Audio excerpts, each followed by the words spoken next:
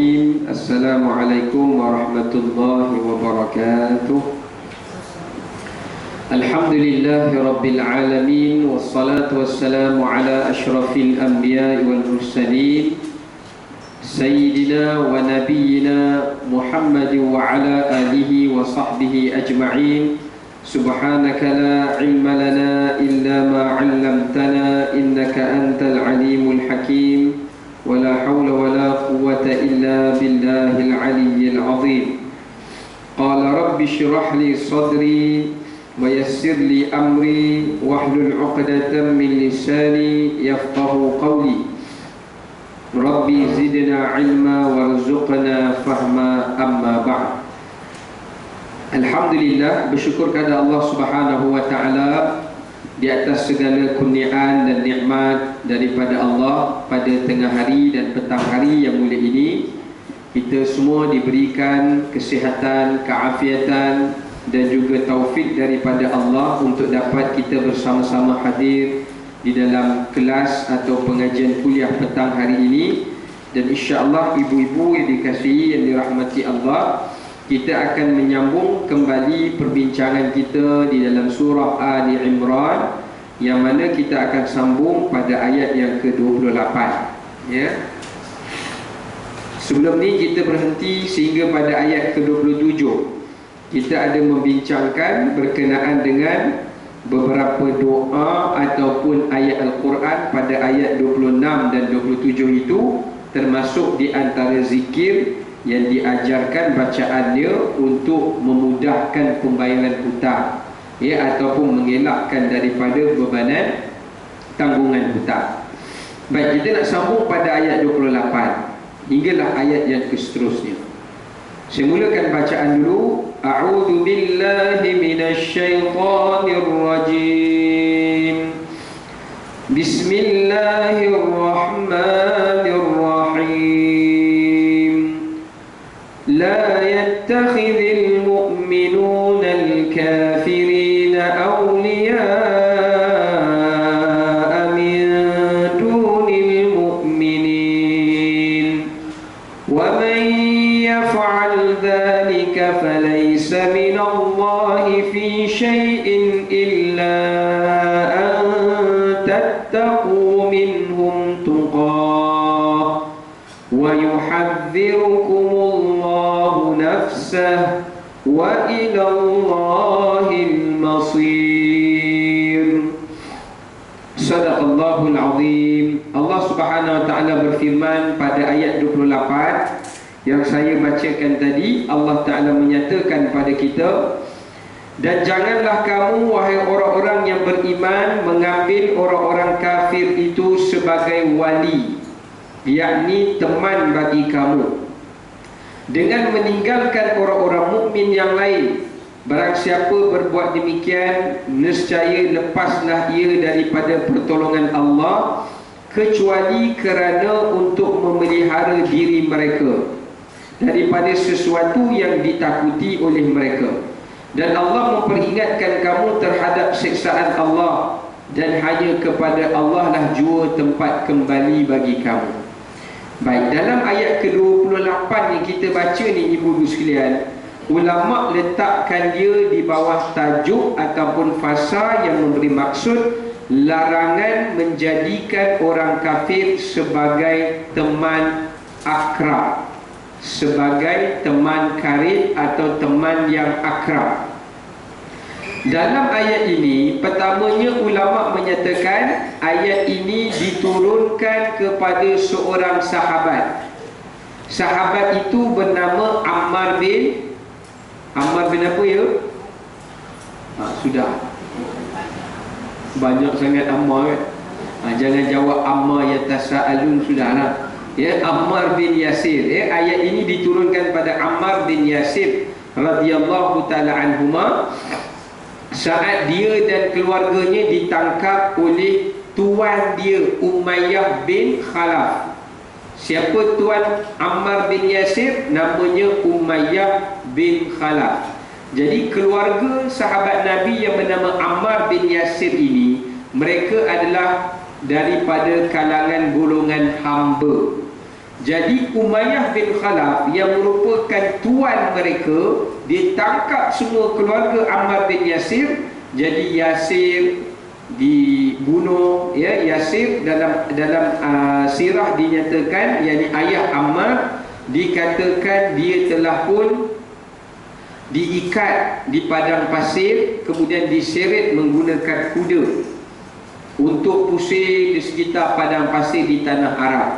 Kemudiannya dibakarkan kepadanya besi-besi panas hinggalah dipakaikan kepadanya, diletak ke atas tubuhnya sehinggalah ia mati, meninggal, mati syahid, ya. Manakala ibu Ammar yang bernama Sumayyah disula hinggalah tombak yang disulakan ianya itu keluar pada bahagian mulutnya, ya, mencederakannya dan dalam keadaan diseksa sedemikian rupa. Jadi bila ayat itu turun, Allah minta maaf. Bila perkara itu berlaku, sampailah kepada waktu Ammar nak diseksa, Ammar kata, aku telah keluar Islam dan aku akan menyembah agama nenek moyang kita.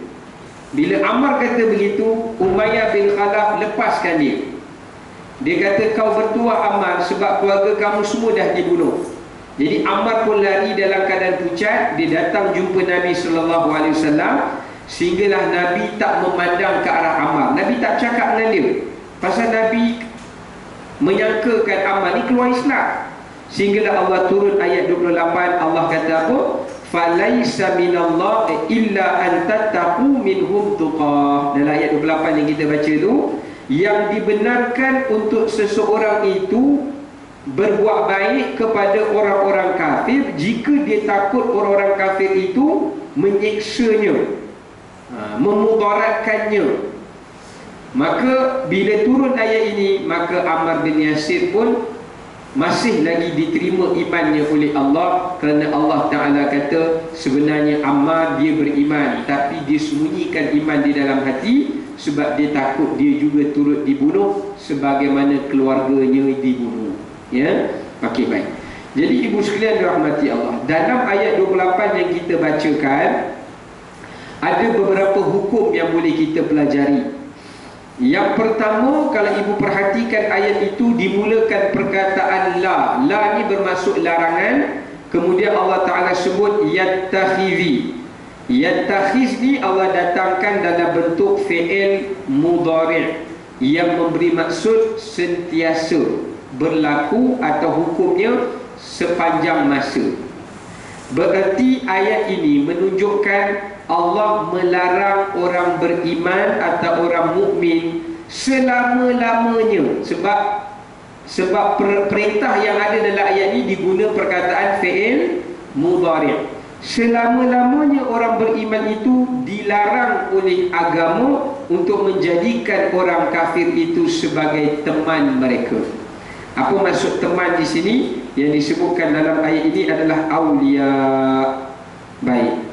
Pertama sekali ibu sekalian, Allah Ta'ala sebutkan di dalam ayat-ayat Quran yang lain apakah maksud teman. Pertama, tidak boleh dijadikan orang kafir itu sebagai orang dalam.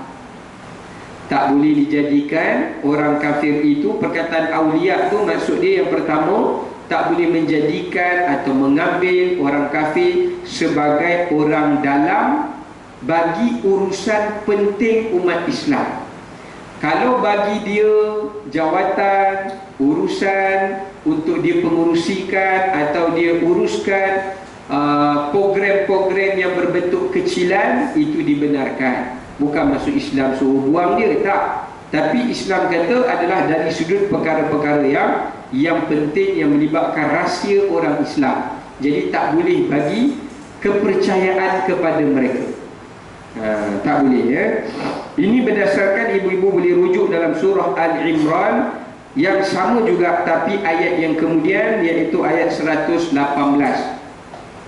Allah Ta'ala sebut, ya ayyuhalladzina amanu la tattakhidhu bitanatan min dunikum.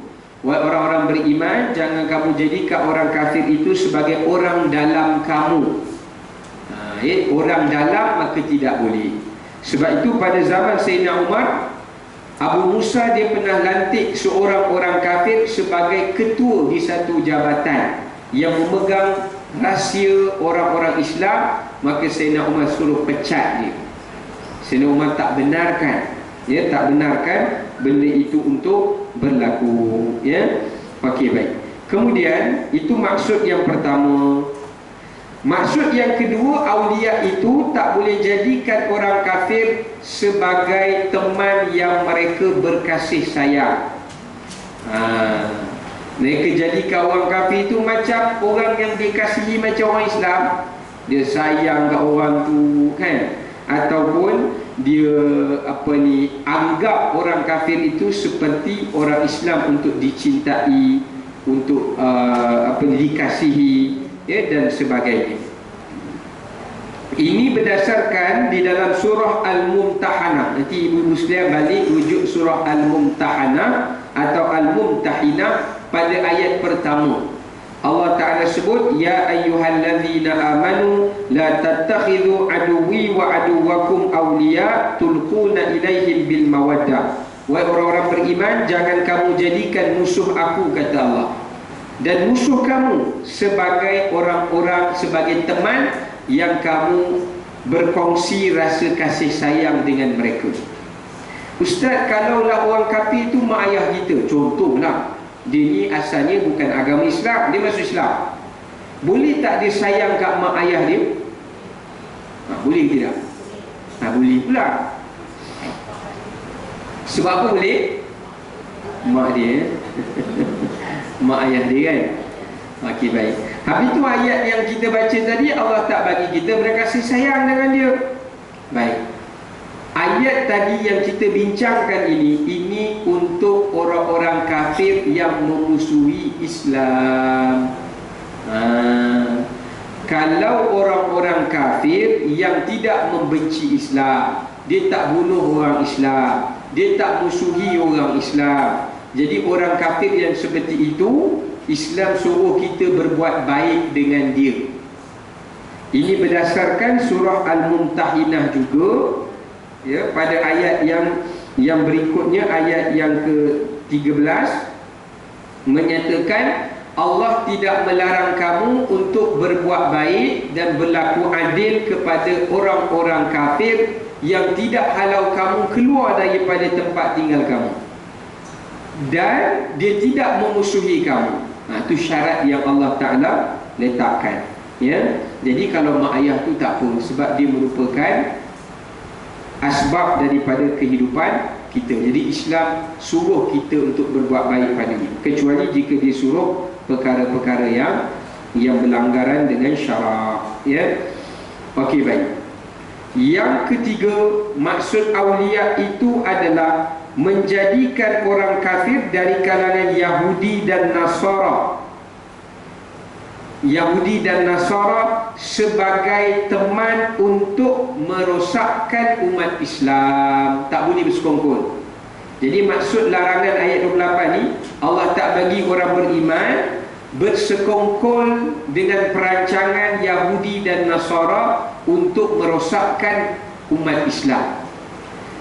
Ayat ini menunjukkan pada kita Allah Ta'ala menempelak golongan orang munafik, sebab dia berpakat dengan orang Yahudi dan orang musyrikin untuk memastikan agar Nabi dan para sahabatnya kalah dan tewas dalam perang. Jadi sebab itu Allah melarang kita menjadikan Yahudi dan Nasara sebagai teman. Maksud di sini adalah untuk bersepakat dengan dia menjatuhkan Islam dan merosakkan umat Islam. Itu maksud larangan yang Allah Ta'ala kata tak boleh jadikan awliya, tidak boleh jadikan teman. Yang dibolehkan dalam Islam adalah pertama, untuk kita menjalinkan silaturahim walaupun dengan orang kafir. Menjalinkan silaturahim walaupun dengan orang kafir dituntut dalam Islam, kerana benda itu adalah satu langkah untuk dakwah kepada dia. Jadi boleh. Ya, jangan tengok orang kafir muka besar. Orang kafir kata good morning, apa morning, assalamualaikum lah, kan? Mana dia reti? Dia bukan mengaji agama, kan?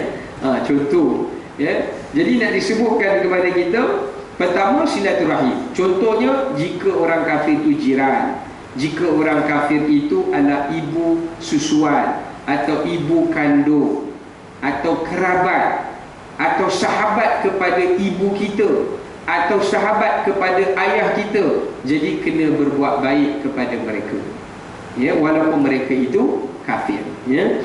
Baik. Contohnya, anak Sayyidina Umar, dia pernah berbuat baik dengan seorang Arab yang bukan Islam, tapi Arab itu kawan dengan Sayyidina Umar. Jadi orang kata, kenapa kau buat baik dengan dia? Dia ni bukan Islam. Sebab dia kawan ayahku, dan Islam suruh kita buat baik dengan sahabat ayah kita, kita dapat pahala seperti berbuat baik dengan ayah kita sendiri, ya. Okey, itu pertama. Yang kedua, dibolehkan jadikan mereka sebagai rakan perkongsian di dalam perniagaan, dalam transaksi perniagaan, dalam urus niaga, di dalam menjalankan satu program kemasyarakatan dan sebagainya. Boleh untuk kita bersahabat dengan mereka. Anak-anak kita nak buat belajar study group dengan dia ke, itu tak jadi masalah. Kerana apa? Kerana Nabi juga pernah, antara rakan seperniagaan Nabi ketika Nabi berniaga di bumi Syam, orang bukan Islam. Bila dia datang jumpa Nabi, Nabi kata kepada dia, selamat datang wahai saudara yang satu seperniaga dengan aku. Berarti Nabi ucapkan doa kesejahteraan kepada dia. Ini tidak dilarang, kerana Nabi juga pernah berurus niaga dengan orang Yahudi dan sebagainya. Yang ketiga, ulama kata, ini saya sebut secara umum je lah, ya. Yang ketiga, kata ulama, yang dibenarkan dari sudut adalah dengan tujuan adalah kemasyarakatan. Syarat yang ketiga, ya, tujuan syarat yang ketiga, kita berbaik dengan orang-orang kafir itu atas tujuan kemasyarakatan. Seperti jika ada majlis, ya, ada majlis, dari segi kita anjurkan satu majlis, kita boleh jemput dia, tidak menjadi masalah, kerana ia masuk di dalam bab kemasyarakatan yang tidak dilarang oleh Islam. Yang keempat, untuk kita berbuat baik dan menjadikan mereka itu sebagai teman jika untuk dakwah. Syarat yang keempat, boleh dijadikan mereka sebagai teman jika kita nak berdakwah pada dia. Kita nak sampaikan sesuatu mesej kepada dia, maka benda itu tidak dilarang oleh Islam, ya. Baik. Yang terakhir, yang kelima, mengambil mereka atau merujuk mereka di dalam perkara kepakaran untuk kepentingan dunia. Boleh. Contohnya, kita nak bina masjid. Contohlah, kalau tidak ada kontraktor orang Islam yang bijak atau pakar dalam bidang tu untuk buat, jadi tak salah kita panggil orang bukan Islam. Tapi ada setengah orang tak faham, dia kata, apa ni bina masjid panggil orang bukan Islam buat? Kenapa tak panggil orang Islam buat?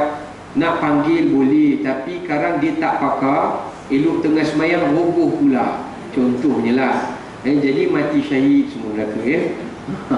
Jadi boleh. Contohnya, Nabi ketika berhijrah ke Madinah, Nabi upah siapa? Sebagai penunjuk jalan, Nabi upah Abdullah bin Uraiqid. Dia tu orang musyrik, tak masuk Islam, tapi Nabi dengan syarat, ulama kata, mestilah dia itu adalah orang kafir itu orang yang kita kenal budi pekerti dia. Kalau kali pertama kita panggil dia, kita pun tak pernah kenal dia, background dia pun apa, maksudnya kita pernah ada perkenalan yang baik dengan dia, jadi kita boleh ambil dan gunakan khidmat, perkhidmatan dia, itu tidak bersalahan dengan hukum.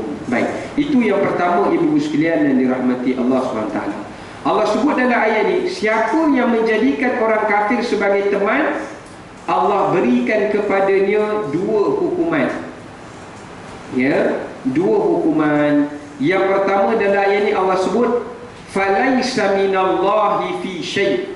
Siapa yang berterusan menjadikan orang Yahudi, Kristian atau orang musyrik itu sebagai rakan, sahabat, teman akrab dia, Pertama, dalam hadis Nabi menyatakan Allah Ta'ala akan melepaskan ia di dalam penjagaan Allah. Berarti dia akan dibebaskan daripada mendapat penjagaan Allah. Ulama tafsir maksud dia tidak berada dalam penjagaan Allah dengan dua makna. Pertama, di dunia ini Allah Ta'ala akan serah dan biarkan dia bersama dengan orang kafir itu. Kemungkinan dia mati dalam keadaan tidak mendapat hidayah. Maksudnya dia tak dapat penjagaan Allah tu, maksudnya Allah tak bagi hidayah pada dia. Dia akan mati dalam keadaan dia bersahabat dengan orang kafir tadi. Mungkin dia akan menjadi kafir juga. Waliyazubillah. Ya, satu. Nombor dua, maksudnya Allah tidak akan memberi penjagaan dan keselamatan padanya daripada seksaan api neraka pada hari kiamat. Nah, itu betul. Yang pertama, ya ibu sekalian. Yang kedua, Allah kata dalam ayat ini, wa yuhadzirukumullahu nafsahu wa ilallahil masir. Allah Ta'ala memberikan ancaman kepada seksaan yang amat berat di hari kiamat. Itu ancaman kedua. Yang memberi maksud, siapa yang menjadikan orang kafir sebagai temannya, maka dia akan dibakar, dia akan diazab bersama dengan orang kafir itu. Itu balasan dia.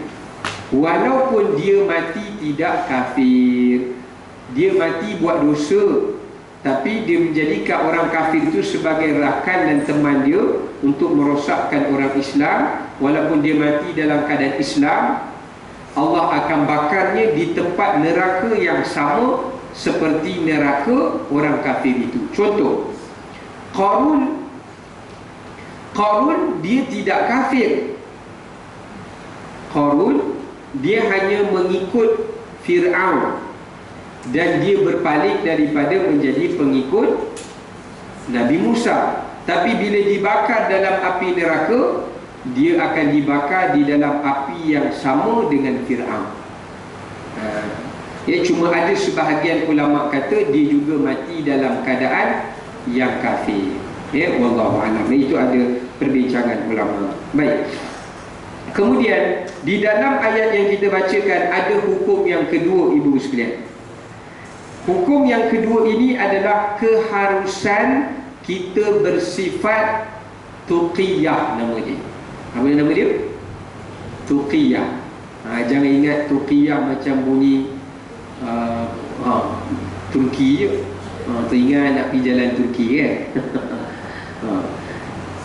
Tuqiyah ni adalah satu amalan yang dibenarkan dalam Islam, tetapi pada peringkat awal Islam. Sekarang ni tak dibenarkan. Pada peringkat awal Islam, masa orang Islam lemah, orang Islam tak ramai, orang Islam tak ada kuasa, sahabat-sahabat diseksa, dibunuh, Islam benarkan mengamalkan sifat tuqiyah. Tuqiyah ni macam ni, kita menzahirkan dengan lisan kita benda yang kita ni seolah-olah kafir, tapi kita sembunyikan dalam hati iman kita. Itu namanya taqiyah atau tuqiyah. Contohnya, bila dari segi zahir tengok orang-orang kafir, kita pun buat macam apa yang dia buat. Dalam hati kita rasa tidak redha dan kita terpaksa buat benda itu sebab takut kita akan diancam. Pada peringkat awal Islam dibolehkan, tetapi sekarang hukumnya haram buat macam itu, kecuali orang yang bermazhab Syiah. Kalau ada Syiah lah kan? Kalau Syiah dia kata tuqiyah tu halal sampai bila-bila, tu bahaya Syiah. Sebab tu kalau dengan Syiah, kita duduk sebelah dia pun kita tak boleh kenal dia Syiah, sebab dia sembunyikan permusuhan dia dengan sunnah di dalam hati, tapi depan kita dia buat baik. Belakang kita dia merancang untuk merosakkan umat Islam di kalangan ahli sunnah. Itu yang dinamakan taqiyah yang diamal oleh orang-orang Syiah, mazhab Syiah. Kita ahli sunnah wal jamaah haram buat macam tu. Tetapi ulama kata taqiyah ini boleh dengan beberapa syarat. Nah, di akhir zaman ni peringkat, walaupun Islam dah kembali lemah, sebab sekarang ni kaum umat Islam ditindas, dibunuh, diganyan dan sebagainya, ada ulama kata boleh, tapi dengan syarat. Pertama, jika ancaman yang hendak menimpa orang Islam itu adalah ancaman yang bersifat mudarat dan pasti. Contoh, katakan dia letak pistol, dia kata kalau kamu tak cakap kamu bukan Islam, saya akan tembak kamu. Memang senapang dah ada atas kepala, jadi boleh taqiyah masa tu. Boleh. Tapi kalau dia ancam ugut saja, kalau kamu tak keluar Islam, saya akan bunuh you. Kita pun cakap saya keluar Islam, maka tidak boleh. Haram hukum dia. Dia kena benda yang bersifat ancaman ugutan tu, mesti benda yang secara yakin dan pasti akan berlaku. Dia bukan benda yang berbentuk sangkaan saja. Jadi tak boleh. Ya. Jadi sebab itu di dalam Islam hari ini ada tak orang taqiyah? Ada, ibu-ibu sekalian. Saya bagi contoh.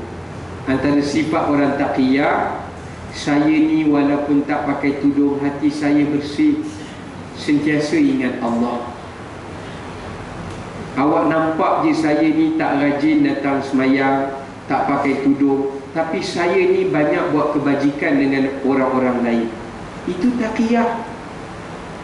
Mana boleh dalam Islam macam tu? Ada juga orang kata awak nampak je. Pernah tak dengar orang kata awak nampak je saya ni berlakon pegang orang sana, pegang orang sini, sentuh orang sana, sentuh orang sini, tapi sebenarnya saya tak ada niat pun nak sentuh. Hati saya ni bersih ketika menyentuh itu. Itu tak boleh. Dalam Islam dia tak boleh taqiyah macam tu. Ya, walaupun saya minum arak, tapi sebenarnya saya tujuan dia nak hilangkan perasaan saya daripada saya bunuh diri, baik saya minum arak sebab saya stres katanya. Itu semua taqiyah yang tak dibenarkan dalam Islam. Ya, dalam Islam tak benarkan seperti itu.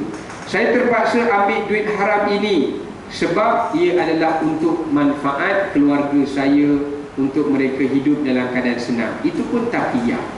Maksudnya taqiyah ini kita gunakan alasan untuk berbuat sesuatu benda yang haram untuk menjadikan ianya halal.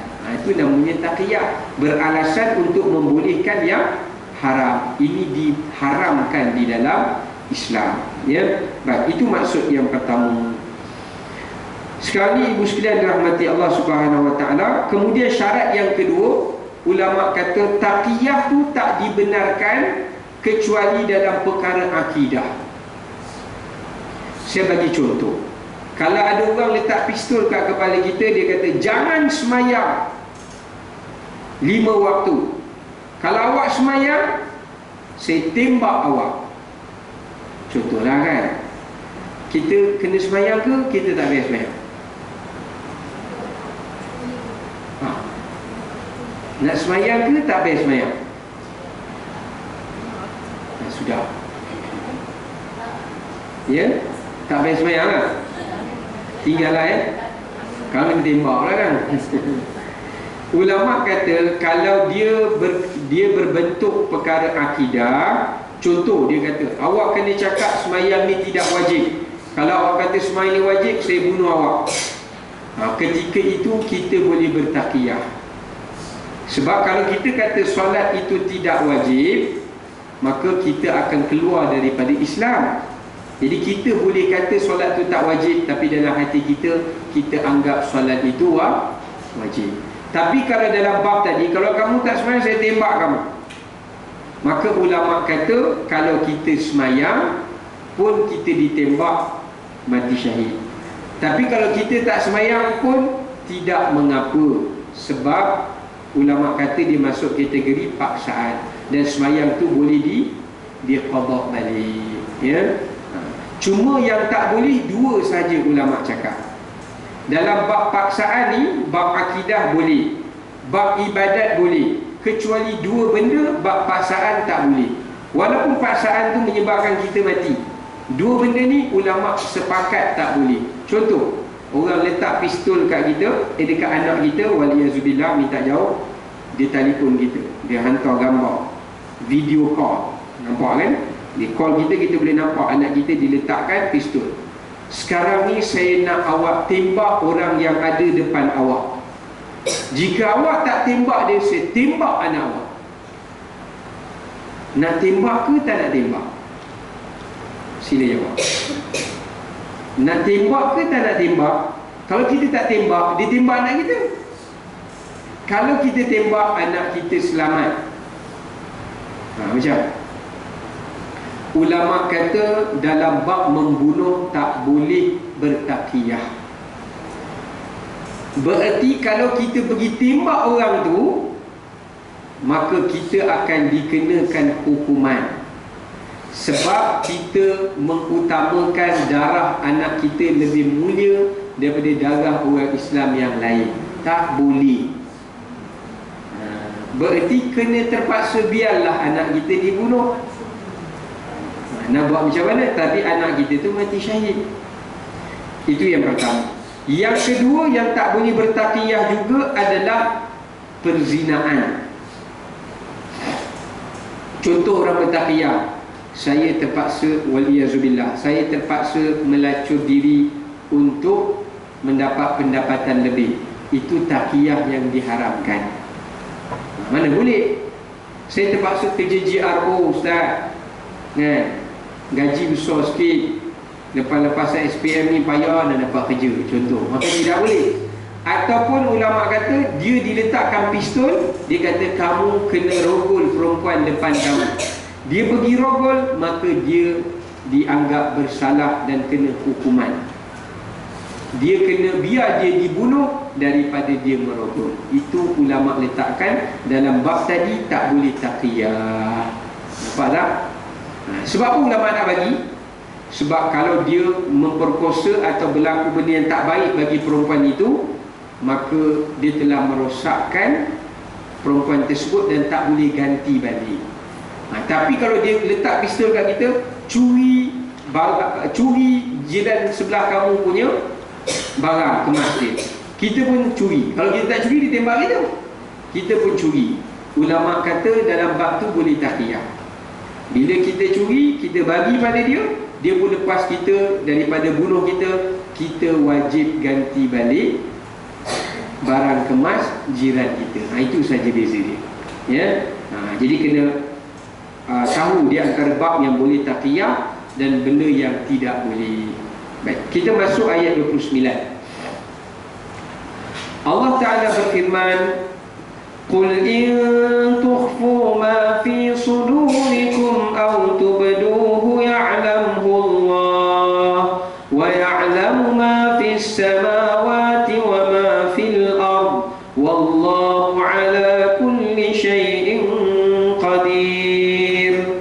Allah Ta'ala menyatakan, katakanlah wahai Muhammad, jika kamu, yakni manusia, menyembunyikan apa yang ada di dalam hati kamu atau kamu menzahirkannya, pasti Allah tetap mengetahuinya.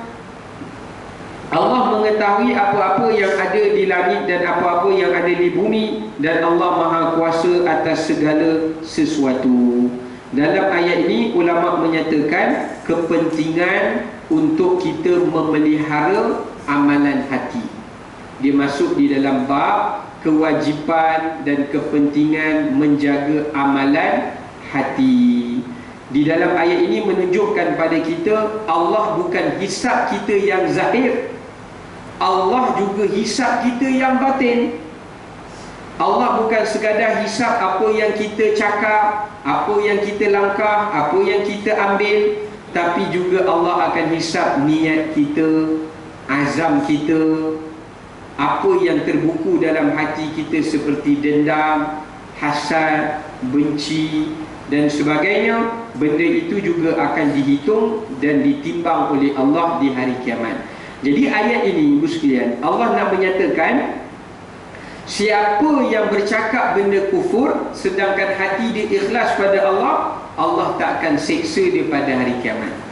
Tapi siapa yang berpura-pura cakap dia iman di mulut, tapi dalam hati dia kufur, Allah akan azab dia pada hari kiamat. Bererti di sini Allah Ta'ala menghubungkan di antara amalan hati dengan amalan tubuh. Amalan hati dengan amalan panca indera ni dia mesti diselarikan ataupun diseimbangkan. Dia tak boleh pisah. Kalaulah hati niatnya tak baik, amalan tubuhnya baik, baik ke tak baik? Sudah. Kalau amalan hatinya tak baik, amalan tubuhnya baik, baik ke tak baik? Tak baik. Begitulah sebaliknya, ya. Yang Allah Ta'ala ambil perhitungan adalah amalan hatinya baik dan apa yang terzahirnya juga mesti baik. Di sini ibu sekalian, ulama kata kepada kita, syarat untuk seseorang itu selamat pada hari perhitungan, dia mesti menjaga amalan imannya dan amalan solehnya. Amalan imannya adalah amalan yang tersimpan di dalam hati dia. Sebab tu ulama kata kita masuk syurga Allah kerana iman. Dan nak masuk dalam syurga Allah itu perantaraannya rahmat Allah. Tapi syarat nak masuk mesti ada iman. Sebab tu kalau ibu baca dalam ayat Quran mesti Allah sebut illal ladzina amanu wa amilus solihat. Dalam hadis Nabi, dalam satu hadis yang panjang, Nabi cerita pada kita, Nabi akan ulang alik keluarkan umat ni daripada neraka masuk dalam syurga. Nabi kata, aku berulang alik, berpatah balik, masuk ke neraka dan keluar, masuk neraka keluar, melebihi daripada 4 kali. Nabi kata. Tapi sekali Nabi bawa keluar ramai-ramai lah, bukan sikit-sikit. Mula-mula Nabi pergi pada neraka, Nabi tengok, Nabi kata, ya Allah, aku nak keluarkan umatku yang ada dalam neraka ni, yang imannya adalah sebesar tapak tangan. Allah kata, keluarkanlah wahai Muhammad. Nabi pun keluar. Nabi patah balik, ya Allah, aku nak bagi syafaat, nak keluarkan umatku yang ada dalam neraka ni, iman dia sebesar 1 dirham. Misalnya Allah kata, keluarkanlah. Nabi pun bawa keluar. Nabi patah balik kali ketiga, ya Allah, ada lagi umatku yang dalam neraka tu iman dia separuh dinar. Misalnya je. Allah kata, bawa keluar. Nabi pun bawa keluar. Akhir sekali Nabi patah balik, Nabi kata, ya Allah, aku nak keluarkan umatku yang dalam neraka ni, imannya sebesar darah, lebih halus daripada habuk. Allah kata, keluarkanlah semuanya wahai Muhammad, asalkan dalam hatinya ada iman. Berarti orang yang ada iman, dia boleh masuk syurga. Tetapi iman saja tak cukup. Kalau iman saja, dia akan ada kemungkinan masuk neraka dulu. Amalan hati saja tak cukup. Tak apa, asalkan hati baik walaupun tak semayang. Itu semua salah tu. Dia tak boleh amalan hati saja. Sebab itu dalam ayat ini, sebagian ulama tafsir kata mesti juga bersamaan dengan amalan soleh, yakni amalan yang zahir. Sebab ulama kata kita diletakkan di dalam peringkat di dalam syurga, dalam darjat yang berbeza-beza kerana amal soleh kita. Kita nak duduk syurga lebih atas, amal soleh kita mesti lebih banyak. Kalau amal soleh kita sedikit, maka itu yang membezakan nilai kita di dalam syurga Allah. Beza seseorang dengan seseorang yang lain bukan nilaian iman sahaja, tetapi nilaian amal solehnya. Tapi kalau amal solehnya tinggi, berarti imannya juga adalah tinggi, ya. Kalau amal solehnya sikit, berarti imannya juga adalah sikit. Baik.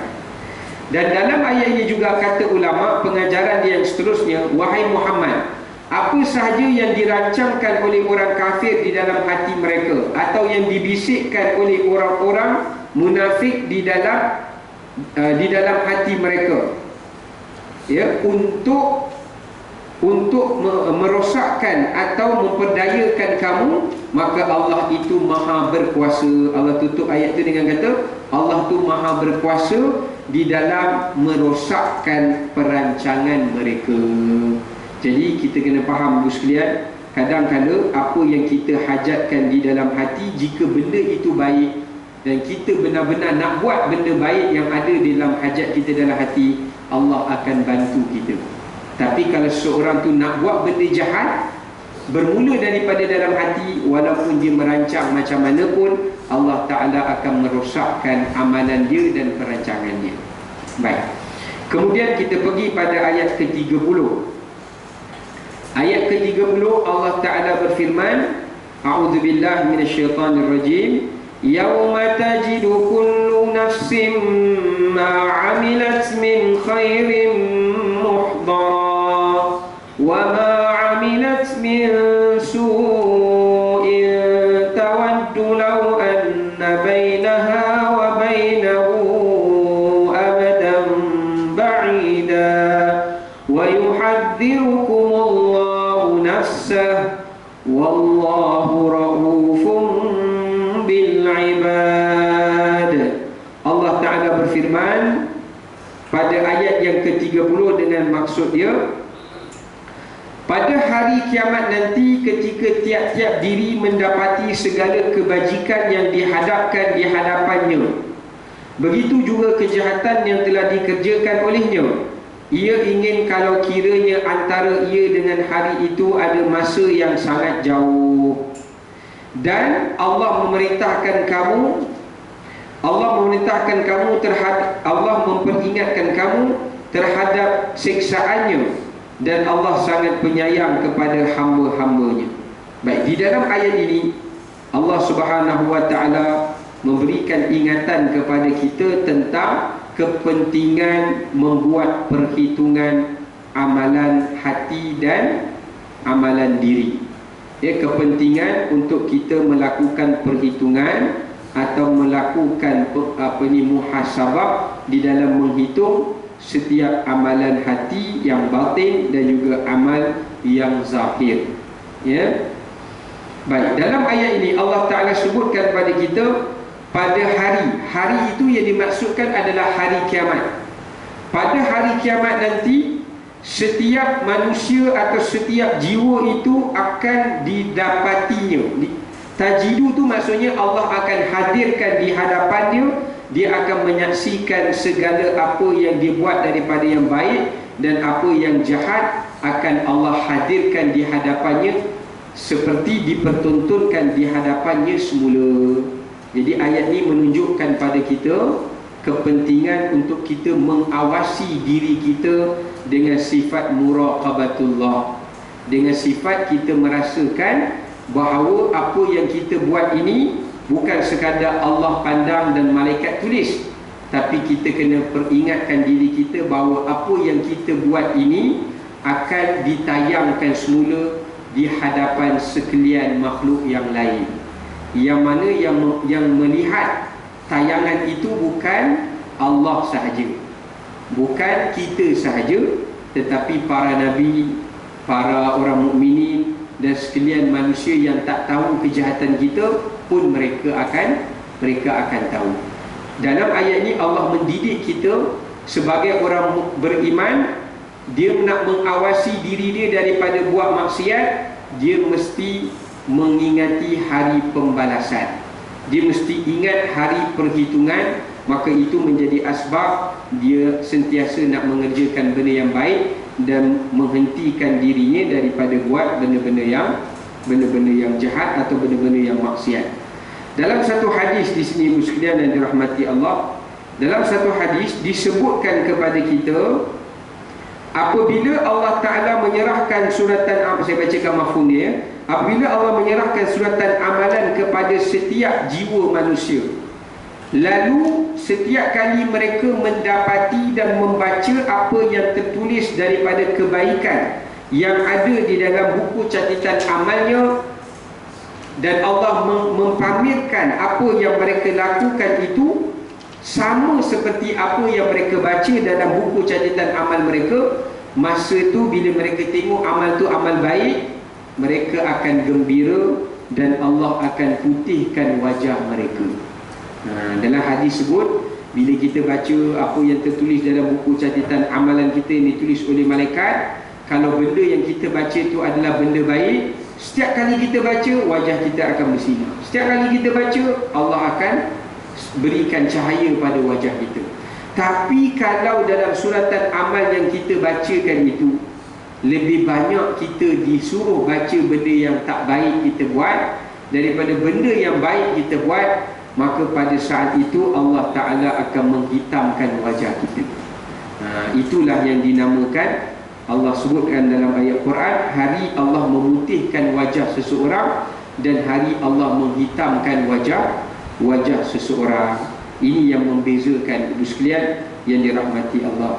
Sebab itu ulama ada berpesan pada kita, sebelum malaikat membuka buku aib kita, hendaklah kita memiliki buku sendiri dulu.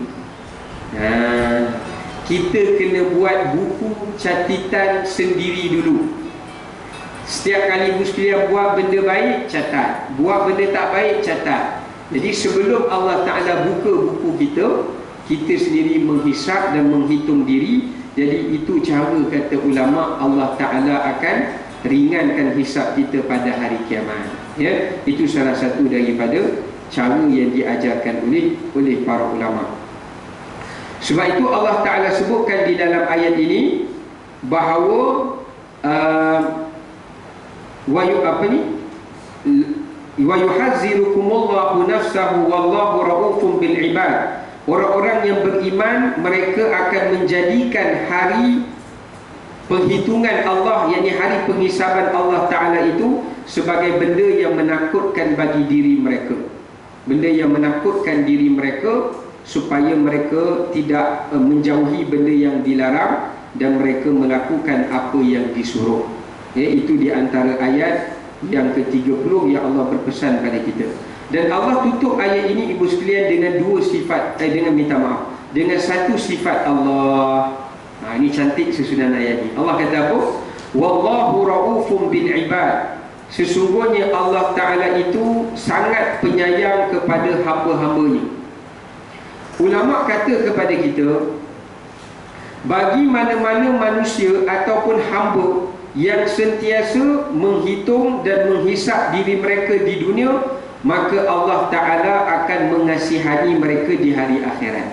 Maksud perkataan rauf di situ, Allah bersifat penyayang pada hambanya, bukan sekadar di dunia, dengan Allah Ta'ala memberikan kesempurnaan ibadat kepada dia dan supaya dia menjadi hamba yang bertaubat. Tetapi yang ketiga adalah Allah mempermudahkan hisabnya dan menutup aibnya di hari akhirat. Jadi ada 4 perkara.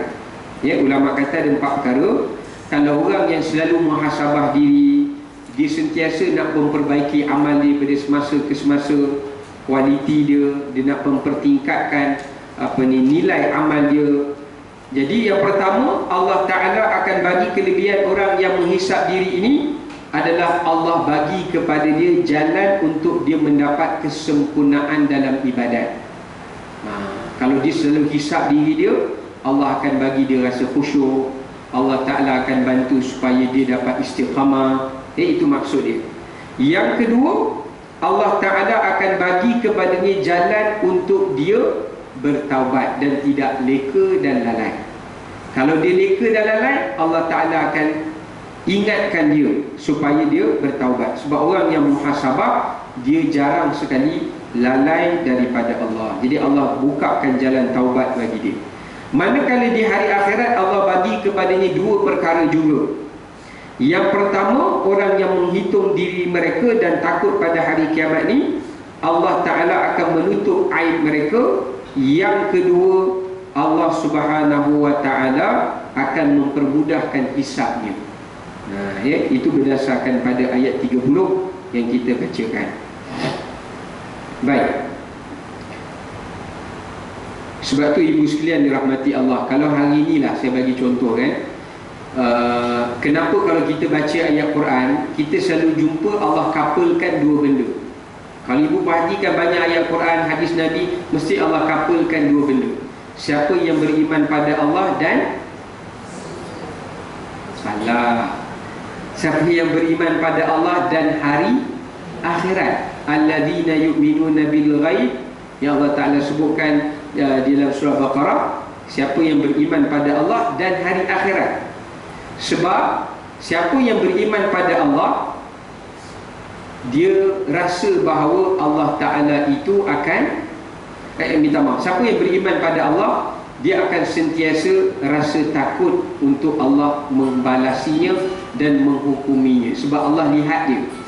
Tapi siapa yang beriman pada hari akhirat, dia takut dan malu kepada Rasulnya dan sekalian manusia yang lain pada hari akhirat nanti.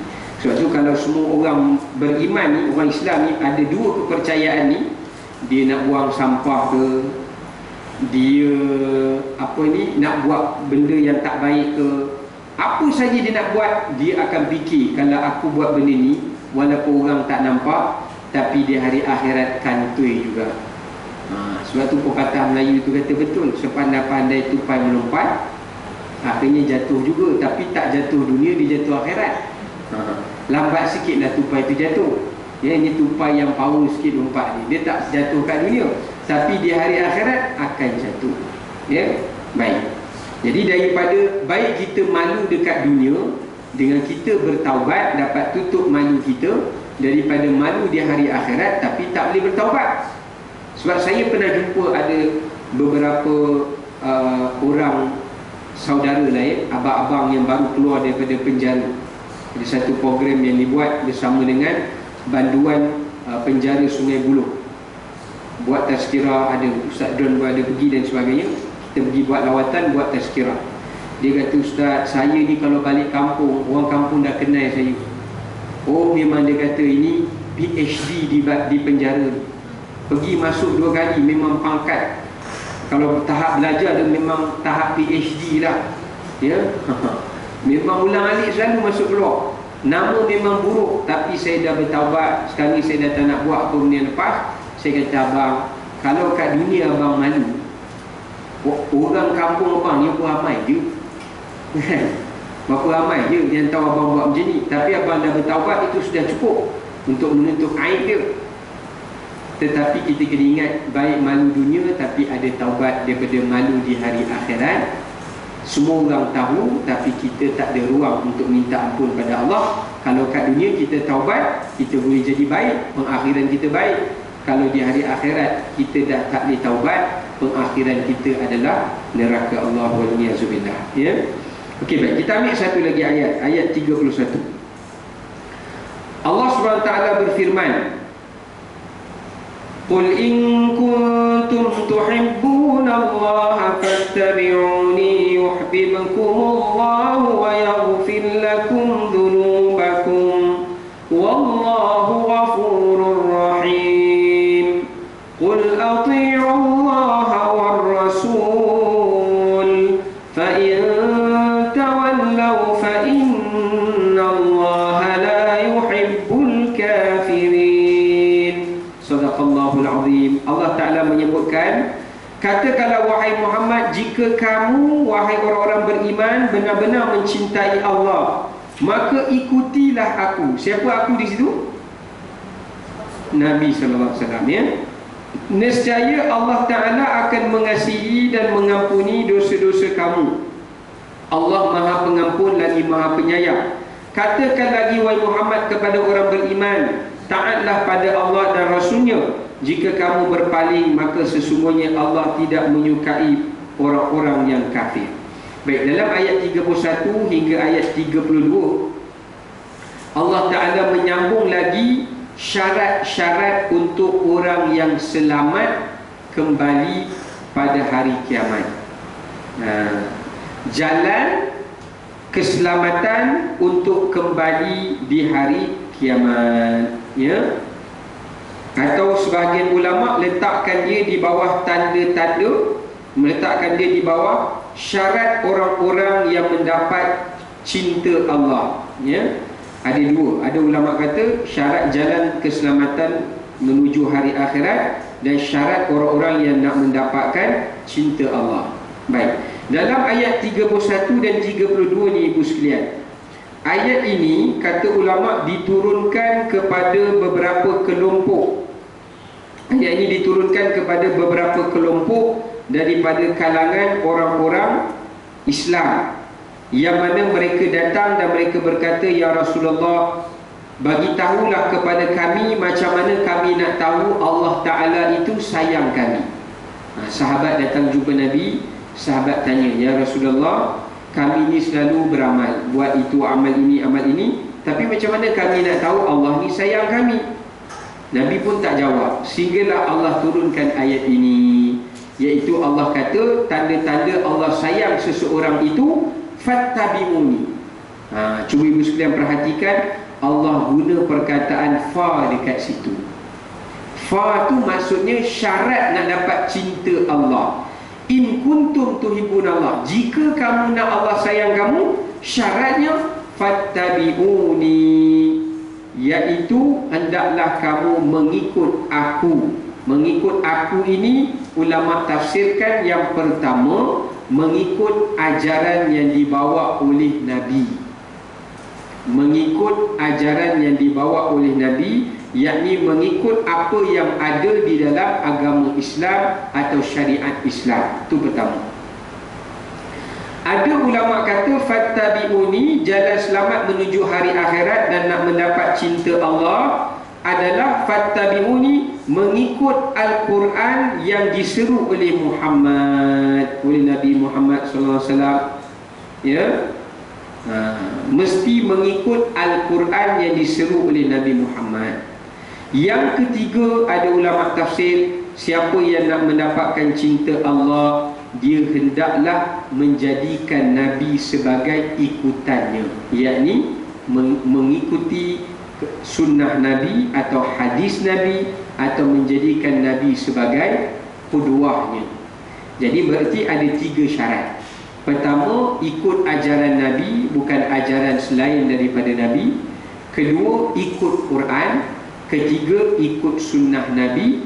Dan yang keempat, menjadikan Nabi itu sebagai ikutan. Ada dalam satu pandangan seorang ulama namanya Sahal bin Abdillah At-Tustari rahimahullah, dia kata tanda-tanda cinta Allah kepada seseorang itu adalah apabila Allah mencampakkan di dalam hatinya cintanya terhadap Quran. Kata seorang tabi'in, ya, Sahal bin Abdillah ni tabi'in. Kata seorang tabi'in, tanda-tanda orang tu cinta, tanda-tanda Allah cinta pada seseorang itu, Allah campakkan dalam hati dia, dia itu cinta Quran. Maksud cinta Quran ni bukan baca Quran saja, tapi kita nak faham Quran, kita nak beramal dengan Quran, kita nak berakhlak dengan Quran. Itu tanda Allah sayang kita. Kemudian kata Sahal bin Abdillah lagi, dan tanda-tanda orang itu sayang Al-Quran, dan tanda-tanda orang itu telah pun dicintai oleh Quran. Quran itu sayang dia. Kalau Allah sayang dia, dia sayang Quran. Tanda Quran sayang dia, dengan Quran itu menambahkan sayangnya pada Nabi Muhammad. Bila dia baca Quran, dia makin lagi cinta pada Nabi. Bila dia baca faham Quran, dia teringat zaman Nabi dakwah dulu, nak sampaikan Quran, nak mengajar Quran. Jadi sayang dia pada Nabi makin bertambah. Nampak ya? Kemudian tanda Nabi sayang dia pula. Tadi tanda dia nak sayang Nabi, dia kena Quran sayang dia. Tanda Nabi sayang dia pula adalah apabila dia sayang untuk hubbus sunnatin Nabi, dia sayang pada sunnah Nabi. Apa yang Nabi buat, amalan-amalan sunnah Nabi, dia ikut, ya, dia ikut, dan dia tidak ambil sunnah-sunnah yang lain, ikutan-ikutan yang lain. Yang terakhir, tanda-tanda dia telah pun mengikuti sunnah Nabi itu adalah Allah menghimpunkan ke dalam hatinya, dia mendapat rasa kecintaan terhadap hari akhirat, yakni syurga Allah. Bila dia dapat peringkat yang terakhir, dia akan Allah campakkan rasa cinta pada hari akhirat, dan dia dicintai oleh syurga Allah, yakni dia mengidam-idamkan syurga Allah. Dia hanya nampak apa yang Allah Ta'ala nak sediakan baginya di hari akhirat. Nampak tak? Itu susunan yang disebutkan oleh para ulama berkenaan dengan syarat-syarat orang yang nak mendapatkan Allah cinta dan Allah sayang kepada dia. Ya. Ada sebahagian ulama pula kata, ini pandangan yang saya ambil dalam kitab Allah Lataif Ma'arif. Dia kata tanda-tanda Allah Ta'ala dah tak sayang pada kita, yang pertama adalah Allah Ta'ala lalaikan kita daripada kita memikirkan kita memikirkan hari akhirat. Kita memikirkan soal nak buat pahala, nak cari pahala. Yang ni Allah palingkan dia daripada akhirat, tapi Allah campakkan dia cinta terhadap dunia. Yang kedua, tanda Allah dah tak perlukan dan dah tak sayang dia lagi. Allah palingkan dia daripada dia dapat hidayah melalui perantaraan saudara-saudaranya yang baik. Maksudnya Allah tinggalkan dia bersama dalam kelompok orang yang tak baik. Suatu kalau kita dalam hidup ni, kita perasan, kenapalah aku ni tak boleh jadi baik. Rupanya kita masih duduk dalam geng tak baik. Contoh permisalan, kalau kita rasa tak boleh keluar daripada orang kata kepompong kawan-kawan yang tidak baik itu ada satu hikmah yang barangkali Allah tidak menghendaki kita mendapat kebaikan. Yang ketiga, jika Allah tak perlukan kita lagi, maka Allah Subhanahu wa Ta'ala akan hijabkan hati kita daripada banyak menangis ataupun kurangnya bergelak ketawa. Yang ini banyaknya amal dan kurangnya bergelak ketawa. Tapi Allah hijabkan hati kita. Kita dengar nasihat, kita dengar peringatan, tapi Allah hijabkan kita tidak dapat hidayah daripada asbab itu. Sebaliknya, kecenderungan itu adalah kita tunduk pada benda-benda yang sebaliknya. Ya, itu sebahagianlah kata ulama. Baik, apa kelebihan orang-orang yang dicintai oleh Allah? Ulama letakkan syarat di sini, ibu sekalian. Syarat orang-orang yang dicintai oleh Allah, dia mesti kena ada 3 syarat. Yang tadi saya sebutkan kata-kata tabi'in. Ini yang disebut dalam tafsir berdasarkan ayat yang kita baca ni tadi, ya. Yang pertama, dia mesti terlebih dahulu mencintai Allah dan Rasul. Dia mesti kena ada sifat cinta Allah dan Rasul. Sebab seseorang itu tidak boleh dicintai jika dia tidak mencintai. Kalau kita tak sayang anak kita, ada harapan anak kita nak sayang kita? Tak ada harapan. Kita tak sayang suami kita, tak belai dia, takkan kita nak dapat belayan kan? Contoh, kan? Takkan nak dapat cinta dia. Dia cinta dia dapat ke orang lain. Dapat contohlah kan, dapat pada bibi, pasal bibi pandai layan. Contohlah. Baik, dia nak sebutkan di sini syarat pertama, dia mesti kena ada rasa cinta pada Allah. Maksud cinta pada Allah itu adalah, ada syarat dia. Nak tahu orang tu cinta pada Allah dan Rasul macam mana? Yang pertama, berdasarkan hadis Nabi kata iman yang paling tertinggi itu adalah seseorang itu cinta apa yang Allah dan Rasulnya cinta, dan dia benci apa yang Allah dan Rasulnya benci. Itu tandanya kita dah dapat stage 1. Stage yang pertama iaitu kita mendapat rasa cinta kepada Allah, dan kita akan mendapat Allah cinta pada kita. Benda apa yang Allah suruh, kita rasa cinta, rasa suka buat, happy buat. Benda yang Allah tak suka, kita rasa benci buat dan kita tak nak buat. Tapi kalau terbalik, benda yang Allah tak suka, kita rasa suka dan cinta buat, itu confirm kita tak dapat cinta Allah dan Rasul. Itu stage 1. Stage yang kedua, ibu sekalian, dalam ayat ni meletakkan syarat dia, mesti kena ada sifat ittiba'. Yang pertama mahabbah, yang kedua syarat dia ittiba'. Kalau kita dah cinta apa yang Allah suka dan Rasul suka, kita akan ittiba'. Ittiba' tu maksudnya apa? Kita akan ikut benda itu, kita akan patuh. Ittiba' ni maksudnya patuh dan tunduk. Itu maksudnya patuh dan tunduk. Walaupun benda yang Allah suka itu benda yang susah, benda yang penat, benda yang banyak ujian, tapi kita tak peduli sebab benda tu kita dah suka. Saya bagi contoh lah, kalau orang tu kena kencing manis tapi dia memang suka teh tarik, nasihat apa pun tak jalan, minum juga teh tarik tu. Pasal apa? Dah suka. Walaupun dia tahu kalau minum teh tarik tu kena potong kaki, pasal makin tinggi kadar gula, dia tak risau dah, pasal dia dah sayang. Betul tak? Kalau orang tu dah sampai peringkat dia sayang pada satu benda, dia tak kira apa pun payah nak sayang pada anak. Contohlah, seorang ibu sayang pada anak, walaupun penat anak tu nak kena berjaga, nak kena itu, nak kena ini, dia tetap akan berkorban. Ya? Itu maksud ittiba', tunduk dan patuh. Bererti tanda syarat dia tidak tunduk dan patuh adalah lawannya ingkar dan ingkar lawan pada patuh. Tunduk ni lawan kepadanya adalah bongkar ataupun sombong ataupun berpaling. Sebab itu dalam ayat ni Allah Ta'ala tutup ayat 32, kalau ibu sekalian tengok, fa in tawallaw, jika kamu berpaling.